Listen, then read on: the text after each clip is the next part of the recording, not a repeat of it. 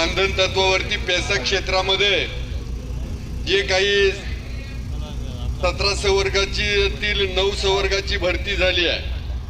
2024 ला विद्यार्थ्यांनी आंदोलन केलं आणि काही आमदार महोदयांनी आंदोलन केलं, त्यानंतर ती मानधन तत्वावरची पेसाची भरती झाली।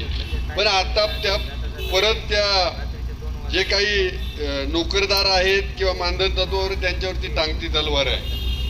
आता सरकारचं म्हणणं असं आहे की जिथं जे काही मेरिटनुसार येतील त्यांना घ्यावं आणि या बाकीच्यांची जी मानधन तत्वावरती जी आधी जॉईन झाले त्यांची भरती रखडली। तर आमची या निमित्तानं विनंती आहे की आदरणीय मुख्यमंत्री महोदयांनी त्यांना शब्द दिलेला आहे की पहिल्यांदा तुम्हाला मानधन तत्ववाल्यांना नोकरीत घेतलं जाईल आणि त्यानंतर बाकीच्यांचा विचार केला जाईल। तर त्याची अंमलबजावणी सरकारनं करावी, कारण हे सगळे कोणी नोकरदार आहेत हे आंदोलनाच्या तयारीत आहेत, तर त्यांना आंदोलन करायला परत भाग पाडू नये आणि त्यांना नोकरीत कायम करावं ही विनंती। धन्यवाद।